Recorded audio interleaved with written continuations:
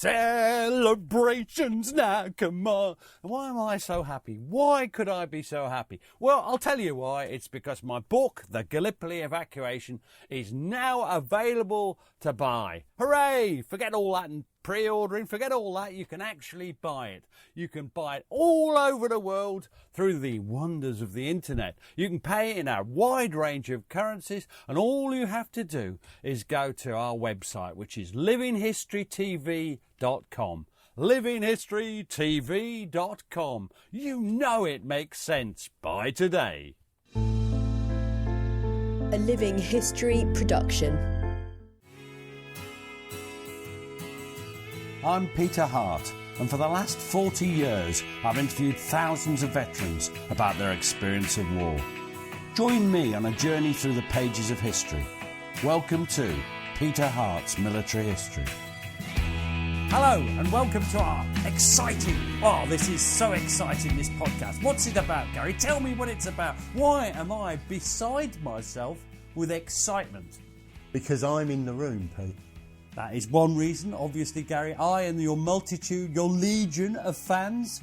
Well, Fred. That and the fact that today we're going to be looking at the second Battle of Knightsbridge and the role of the South Notts Hussars, our continuing story of their adventures. And have we done the South Notts Hussars before, Gary? Yeah, and I think actually that's a good point, Peter. I think we should have a recap. Who are the South Notts Hussars? Well, they are the 107 Regiment, Royal Horse Artillery. They're territorial regiment that were from the Nottingham area. There's the 425 Battery, which are largely from Nottingham itself. 426 Battery, a lot of them were miners, not young people, Gary. They worked down coal mines. And then there was 520 Battery, which was a complete mixture of the two. And we've already discussed what happened to them, how they were mobilised, they had training in England, how they went to Palestine, came to Egypt. We followed them through from Mersa Matruh through into Tobruk. That they were in the Tobruk siege, and now they've come out. And the last podcast was the Battle of Knightsbridge, which the attack on them on the 26th of May. Which destroyed B Troop of 520 Battery and severely battered the rest. We're gonna pick up with that now. 27th of May. Did I say 26? I do tend to say 26th of May. It's just a lovely date, isn't it? I don't know. I weren't listening. Oh. Well. Now, where are we? Should we summarise where we've got to? Do you want to do it or should I? I think you should, seeing as you know. Yeah.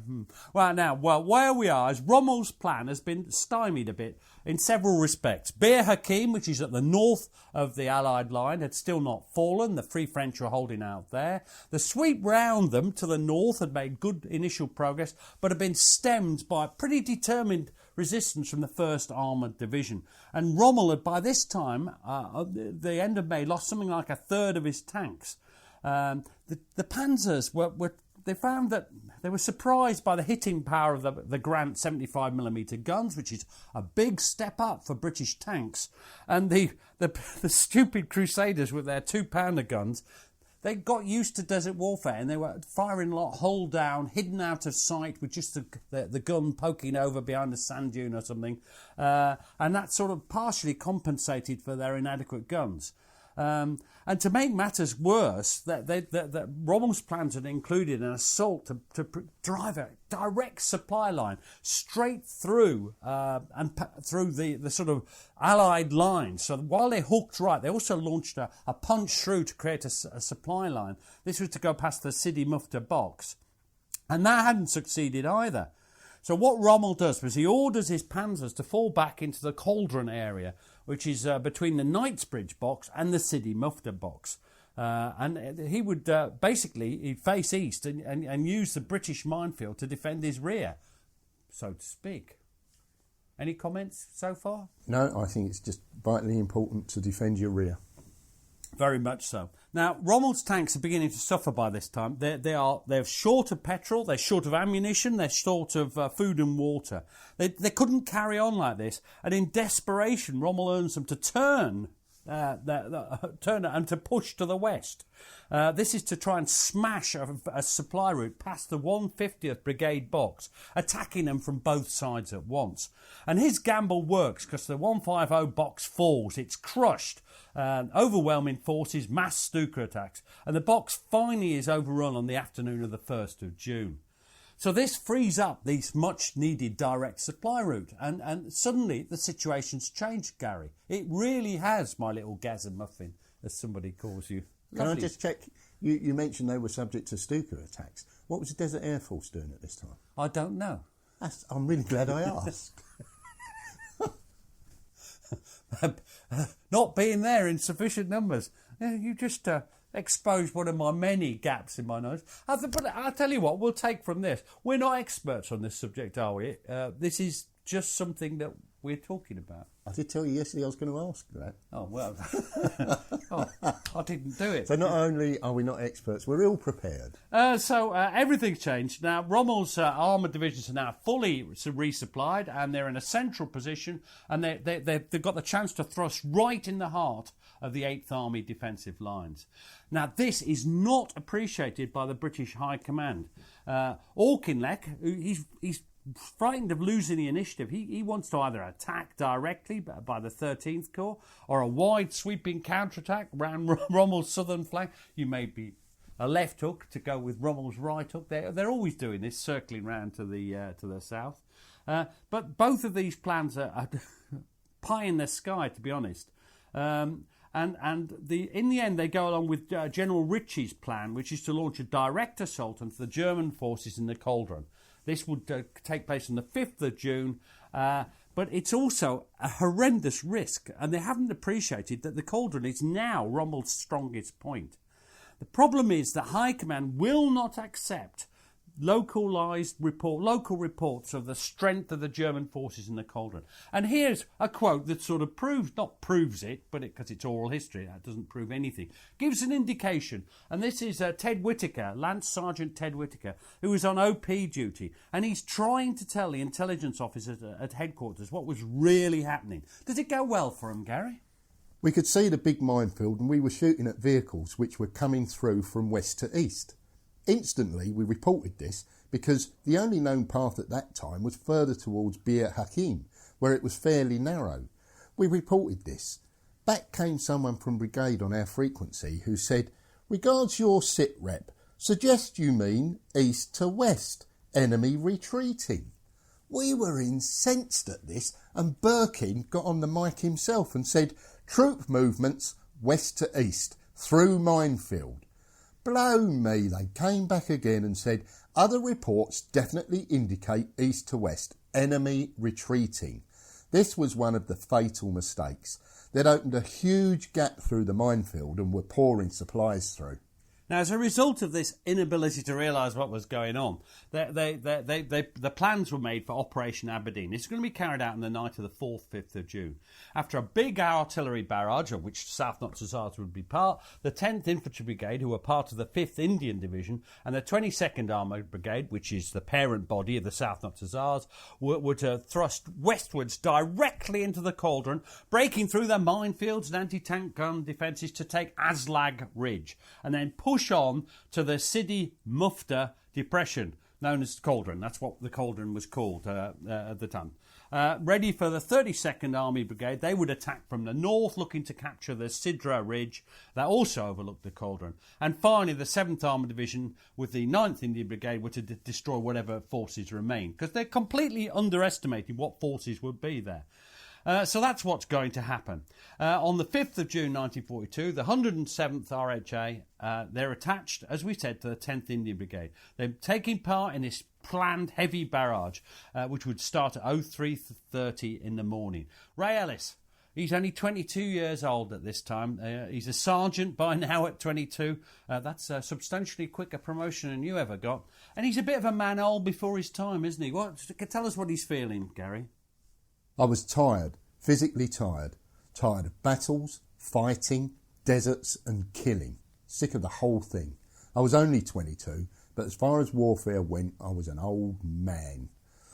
Now, he says another battle, another barrage there's always the prospects of deaths, and he goes on to say, the worst part of a battle is before the battle. That's when you have the fear. My gun crew were new, and this was their first experience of warfare. I felt sorry for them because they were all obviously frightened. They were also homesick. It was only a matter of months since they'd been at home in England with their wives and sweethearts. I felt sorry for these men who were homesick, frightened and cold. Then you got the take post. You get on the gun, just tensing yourself. Everything is very still and quiet. Then the shout through the megaphone. 0, -5, 4, 3, 2, 1, fire! A screaming crash as every gun along the front opens up and the battle is started. There is no longer then time to think about being wounded or killed or lonely or tired. You're involved. The gun is firing and leaping about and you're firing the programme. And it's a big programme. They fire something like 135 rounds a gun, and then they're going to move forward, as we said, with the 10th Indian Brigade and secure the Aslag Ridge, and then they thought they'd see ahead of them Rommel's defeated or soon-to-be defeated forces in the Cauldron area. They didn't know what was coming to them, did they? The Germans they'd fallen back slightly, and most of the barrage fell on empty desert. So all those shells do nothing. Now it's time, though, for the German retaliation. And again, we have a report from Lance Sergeant Ted Whittaker. What happens, Gary?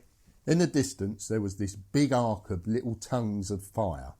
I realised to my horror that this was practically the whole of the Africa Corps waiting for us. Soon after the first flashes, everything fell on us. The fire was absolutely murder. We were on this downslope and they were sitting at the edge of this shallow bowl. Absolute chaos. That really was the beginning of the end. So all the Grant, Stuart and Crusader tanks of 22nd Armoured Brigade, they're being shot to bits in that terrible barrage. That day they'd lose something like 60 of its 156 tanks. The attack from the north by 32nd Tank Brigade, it couldn't get through. It ran into a minefield and then was hit by the 21st Panzer Division. They lost 50 of her 70 tanks. No help coming from there, Gary. No help at all. The 9th and 10th Indian Brigade and their supporting gunners, that's including the 107, the South Notts Hussars, they're in a terrible situation. They're facing most of the 15th Panzer Division and the Ariete Armoured Division, a really good Italian thing. They're in the Cauldron and they've got no proper armoured support. And to make things worse, that night, 5th of 6th of June, what few tanks that remained are withdrawn. Now, this is, I've been doing a lot about the 5 and 4 Yeomanry. This is going off to Lager. Tanks always pull back to get ammunition, to get fuel. It's not bad, but it's just what happens. So they're withdrawn to the northeast. And in their absence, the Germans creep forward. And this is one of our favourites. It's always been a favourite. Captain William Pringle, 425 Battery. I went and saw her. I'm not doing it in like... Why do I always do it as a Cornishman? I can't do a Scottish accent.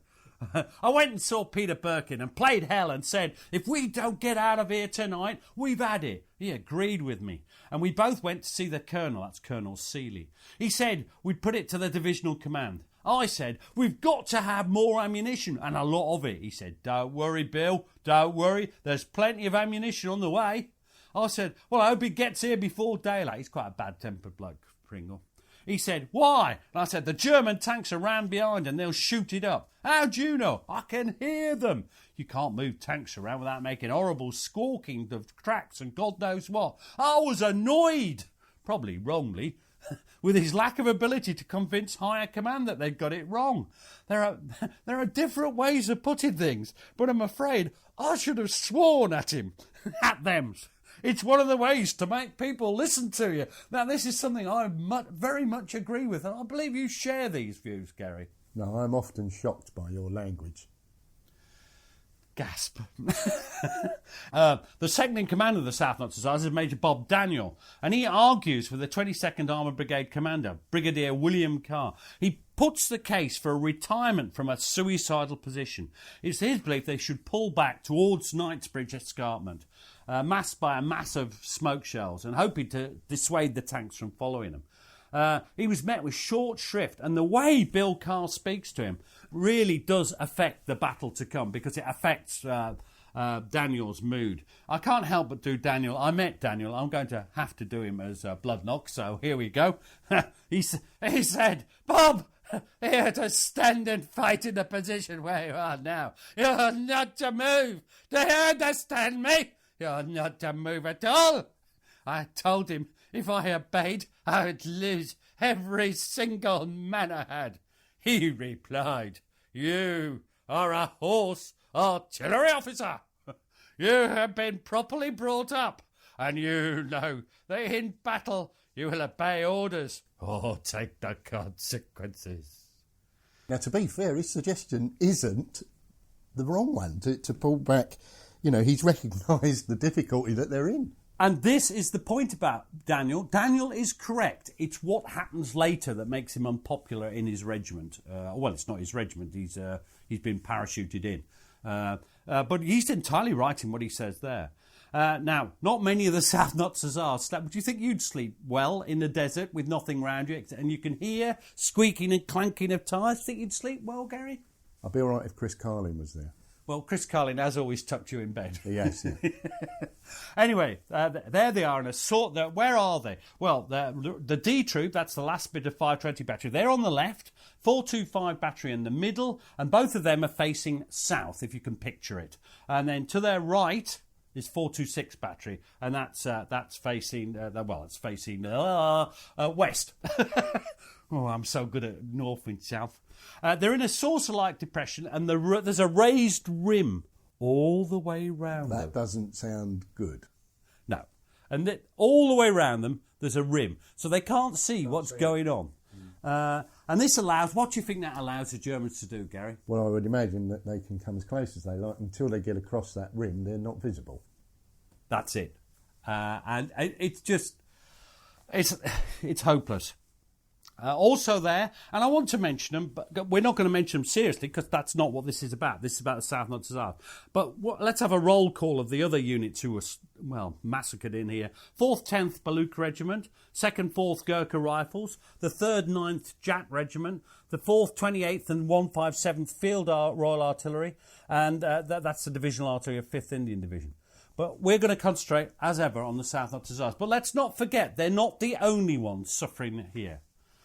Now, the men knew their positions untenable. They wouldn't have been human if they hadn't. And this is Bombardier Albert Parker. He was a lovely bloke. We heard him laughing about being unconsciously drunk, yes, just the last podcast. Well, now he's got something else to worry about. He says this, then you knew that was it. I felt shattered. How does a young man feel when he thinks his life's going to finish there and then? You'd made a picture in your mind of Germans. It was a big figure, about 9 feet tall, strong, swarthy, invincible. So a bit like Dan Snow. Well, he's not swarthy. Your word for that. If he was 9 foot tall, strong, and gorgeous, it would be Dan Snow, wouldn't it? He's a good bloke, Dan Snow. Anyway, Rayalis wasn't very reassured by what his experience is that now. We love Ray, don't we? And he has a chat with a couple of officers as they go round, and they're not going to sugarcoat it, are they? So tell us what Rayalis says about it. I was standing by the gun when two figures approached, Captain Slynn and Lieutenant Geoffrey Timms. They stopped for a chat, and I asked, "What's the situation, sir?" Captain Slynn said, "We're being left to fight a rear guard, Sergeant. We're going to stop, and it's one of those fights to the last man and last round jobs. It's going to be a bloody awful day. A real hell of a job, this one. I think there will be very few of us left alive at the end of this day." And Graham Slynn, watch out for that name. I know this is terrible, but I'm setting it up. Just watch out for that name and see what happens to the poor lad. Just a young boy as well. A young boy to us anyway, isn't he? Now, the light starts to improve. And Ted Whittaker, he's thinking, oh, the British tanks will be back. They'll save us. He was to be disappointed. Lance Sergeant Ted Whittaker. During the night, they told us not to be alarmed. The British tanks were going out to refuel and rearm. On 6th of June, we stood to from before first light. As it got light, we looked up the ridge and yes, there were the tanks in position. Hooray! You could just see the tops of them silhouetted. Hooray! As it got just a bit lighter, then we knew we were for it. They were German tanks, hold down. Oh dear. At about dawn, some Stukas flew across the whole area, and the German recognition signals, their purple smoke, and it was all round them. They know what's going to happen. The first attack comes at 08:30, a mass tank attack. Very unsubtle, just pushing in from the southwest, but aimed squarely at 425 battery. And this is Gunner Ronald Miles. I was given this account by his grandson, I think it was, and I put it in the book. It came very late, but I just got it in the book. And he says this, Ronald Miles, the Colonel's armoured car was seen travelling at high speed in our direction. The car turned parallel to the guns, and the Colonel, almost hanging out of the vehicle, was yelling, "Tank alert! Independent gunfire! Zero elevation!" That meant each gun for itself. I said a prayer or two as I scrambled onto the seat. I swung my scope to front vision and saw 4 or 5 tanks moving towards us at about 800 yards. I slapped my backside, which indicated to John Walker that I was on target. He yelled, "Armour piercing!" Oh, AP, he'd say. "AP up the spout!" As soon as I heard the breech slam to, I heard John yell, "Fire!" I fired. I watched as the blue light at the rear of the shell moved to the second tank in line. A bullseye! Smoke and flames shot out the turret of the tank. I moved my scope onto the next moving target and achieved the same result. The tanks were now closing in and stopped at about 500 yards. Simultaneously, they did a 90-degree turn and moved to my left. I saw one tank turn its turret back onto me, and then a flash! The tank shell hit the left side of my gun shield and ripped a huge chunk of flesh from my left thigh. John pulled me from the seat and yelled for Frank Bush to take over. As John moved me to the rear of the gun, I felt something hit me in the throat. I knew no more. And for me, this is weird because I knew John Walker. I knew him really well. I not just interviewed him, but he set the whole interview project up with the Imperial War Museum. Now, they reckon they got to about 500 to 700 yards. And then Rayalis, who's also 425 battery, says this. Tell us what Ray said, Gary. To be honest, all you're looking at are the few tanks that are coming near your gun. All you're thinking about is knocking out any tanks that look dangerous to you, not saving the British Empire. Well, yeah, you can understand it. That's of course, people aren't thinking about the British Empire. It's them. At about 9:30, Bill Seeley sends a wireless message to Brigadier Carr, again asking permission to retire. But Carr's intransigent. He informed Seeley that a relief force, the 32nd Army Tank Brigade, under the command of Brigadier Arthur Willison, was on the way to rescue him. It's just rubbish. Willison's tanks couldn't make any headway against the German fire.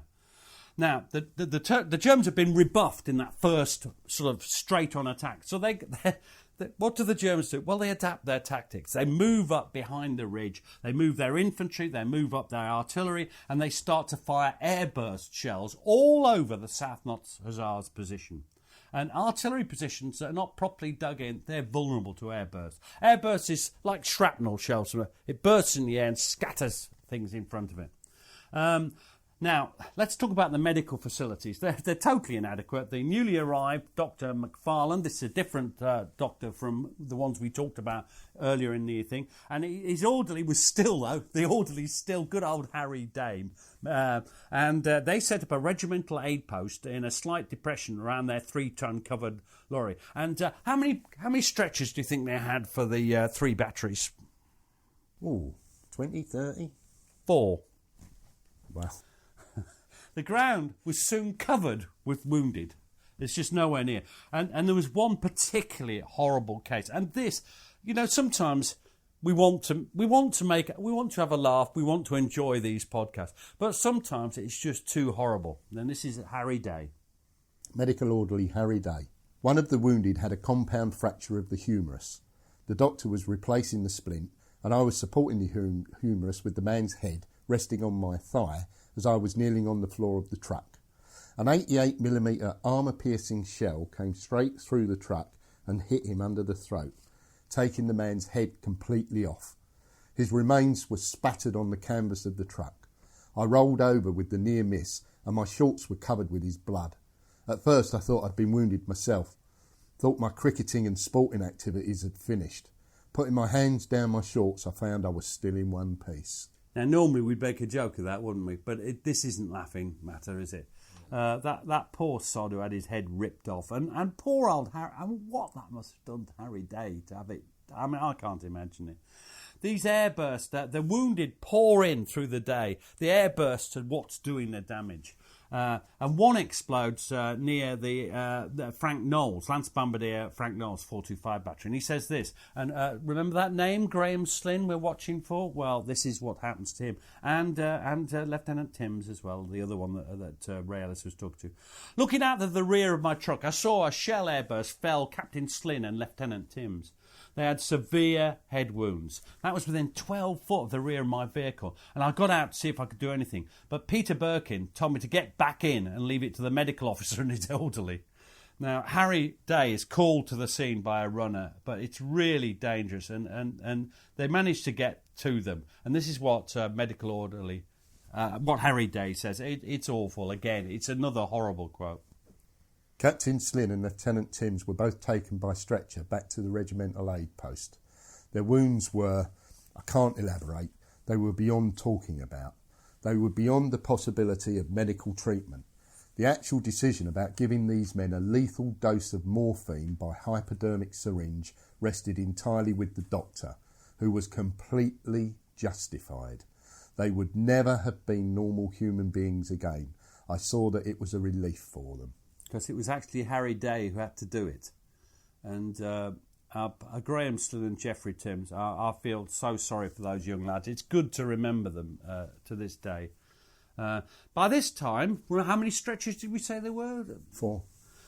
There's 70 badly wounded men at the regimental aid post. And at the gun positions, the battle's getting really desperate. This is Sergeant Rayalis. He says this. The air was just alive with red-hot steel. I remember hitting a Mark IV tank and it slewed round and burst into flames. The next thing, I was in the air, as if someone had picked me up and thrown me up in the air, spinning in the air. We'd had a direct hit on the gun.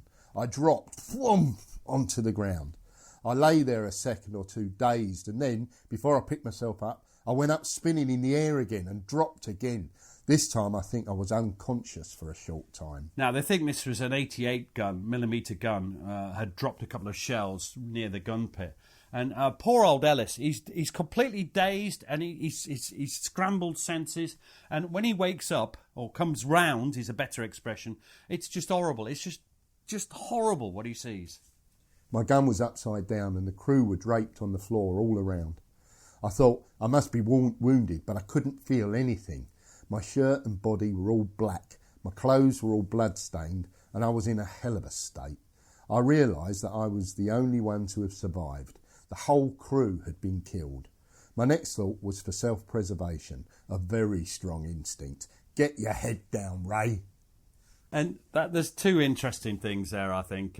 That's his mates that have been killed from the gun through. And the second, the second great instinct of a soldier, if you can't fight, get your head down, because there's no point in being stupid. He gets a small hole in the ground, sort of scrabbles away, trying to make it bigger. Any cover to get out of the way of those shells.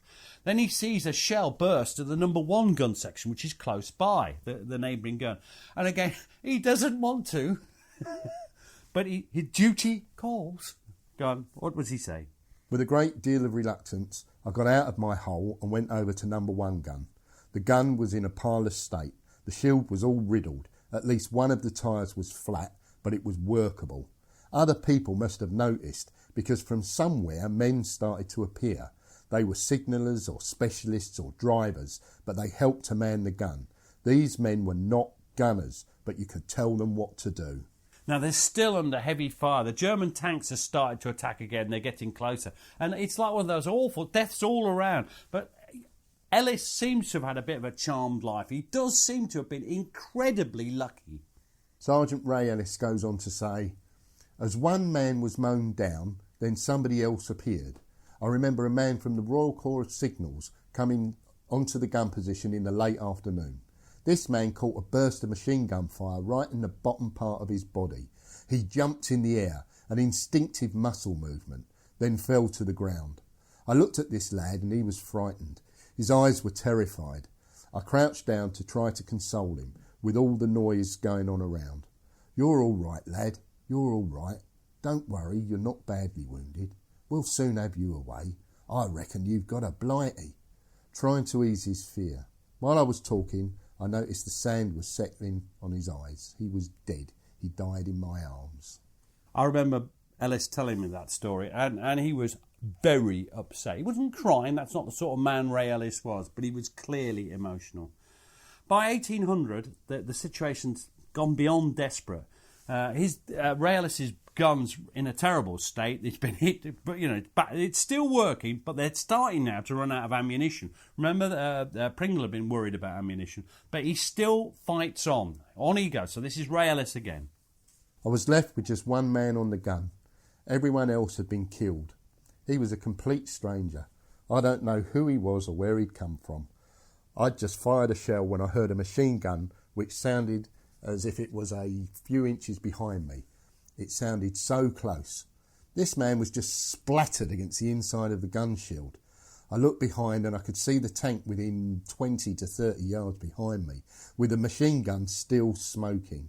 I tensed myself and waited for this burst of fire, which never came.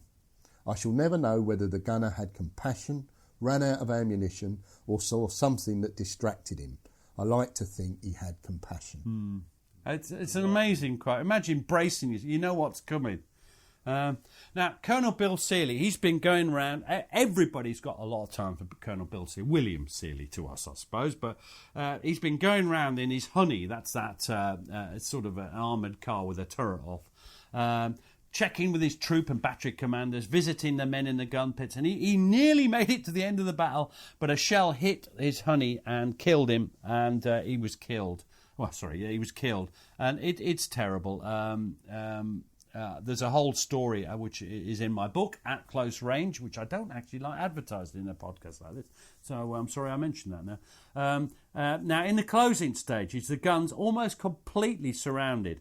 And the tanks, the panzers, are now edging forward. And they're basically using their machine guns. They're not using their main armament anymore. They're so close. And guess who is determined not to surrender? Well, Major Bob Daniel, I would imagine, given his reaction to his instructions earlier. And what had happened is Brigadier Carr had really upset him. He was aroused, and not in a good way. In his natural pride, and he had plenty of that, had been kicked into overdrive.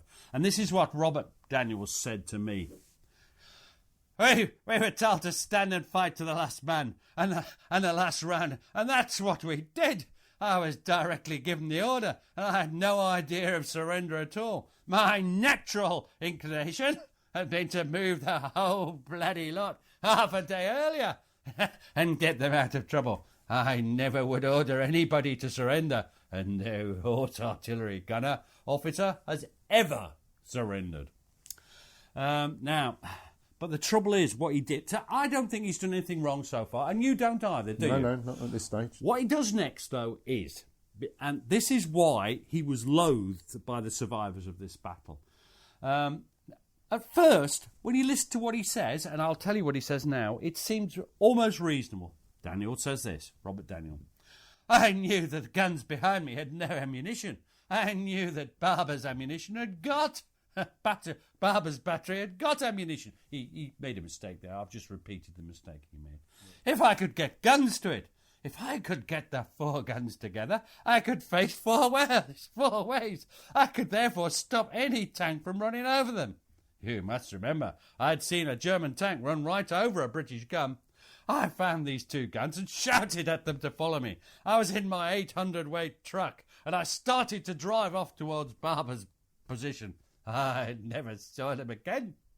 Now, this is the problem.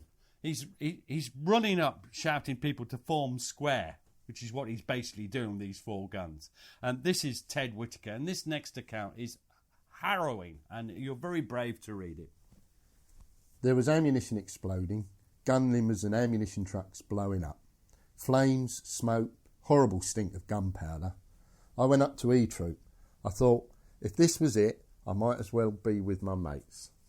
Major Daniel drove up and shouted, "Form British square! Go and form up on 426 battery." They were over to our right. I rushed up when I heard this, and the gunners, they'd got quads, which were still in action, and they hooked the guns in. I went to get on the limber of the first gun in the troop. There were 2 or 3 chaps sitting on the limber. The nearest one, Harrison, was a Derby County footballer. They told me to F off. That's a rare bit of humour. The truck was moving, and I grabbed hold of the door and put one foot in the footrest, so I was hanging on the side of the door. We went a few yards, and there was the most horrible thwomp. I glanced round, couldn't quite see what had happened. There was some awful moans at the back. Thwomp. The most enormous crash brought us to a standstill.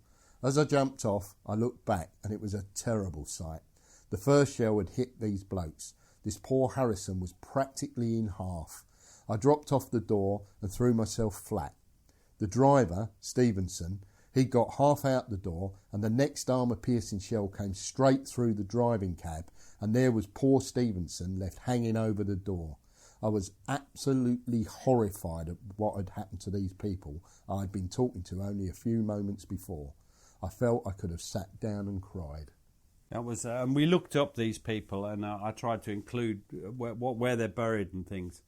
Now, Daniel's gesture is utterly futile. This is not some heroic last stand, if you see what I mean. This is foolishness. The tanks are actually on the gun positions with machine guns. Tanks have machine guns. And what's worse is Daniel, the men perceived that he had not stayed with them. He gave the order, "Form British square." That's changed accent. See, that's the tension in his voice. Yeah. And then he drove off towards 426 Battery.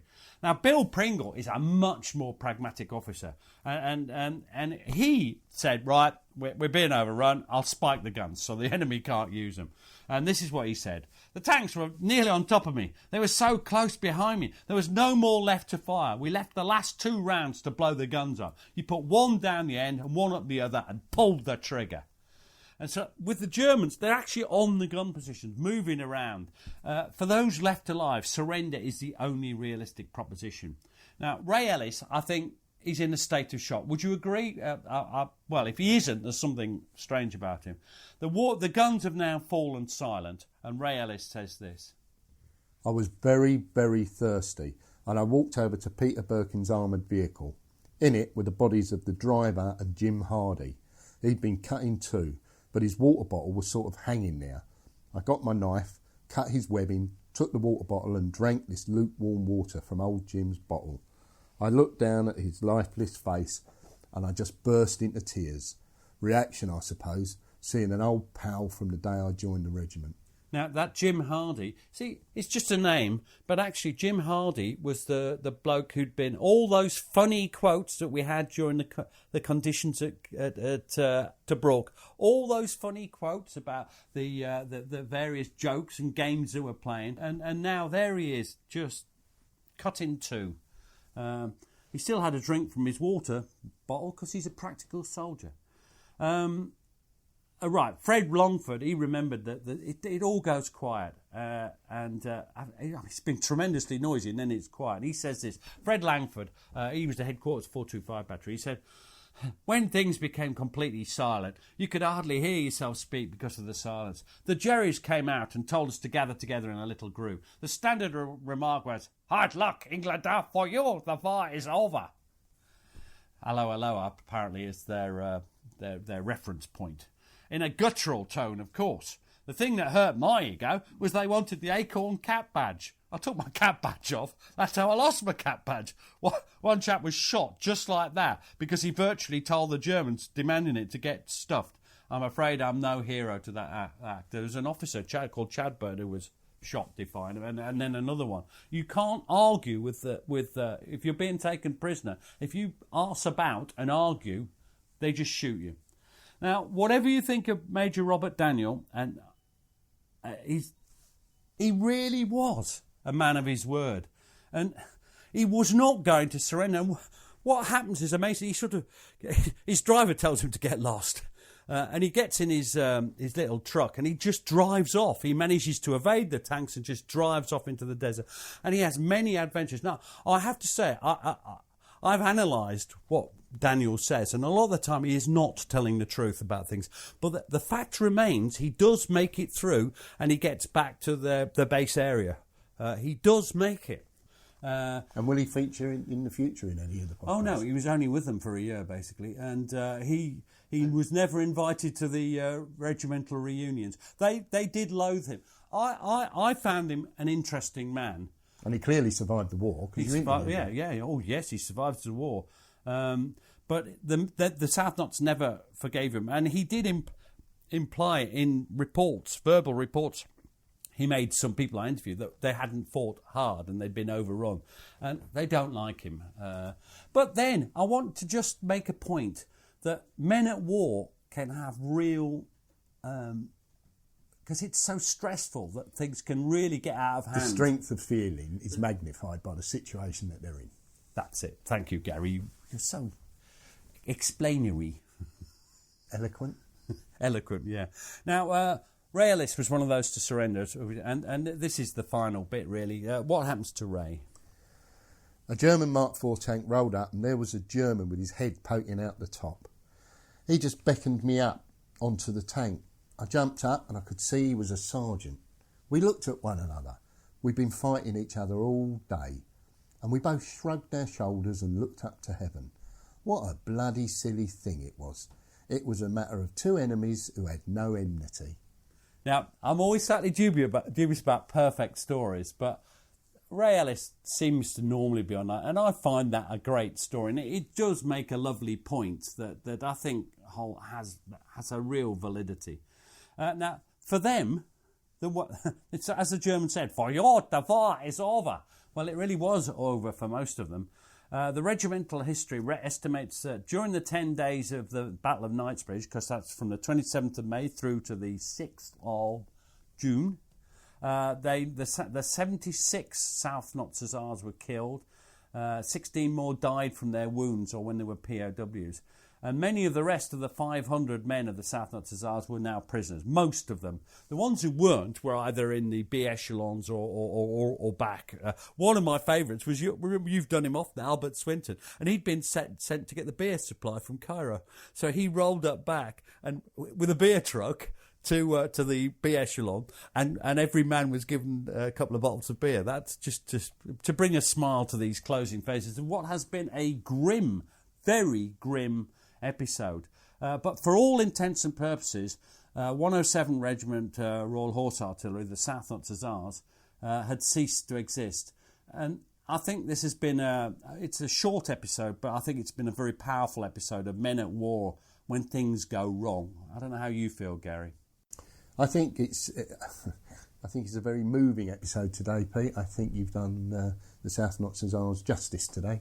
I think you've relayed their experiences magnificently well, and sometimes you just have to listen. Thank you. Cheers, Gary. Cheers, Pete.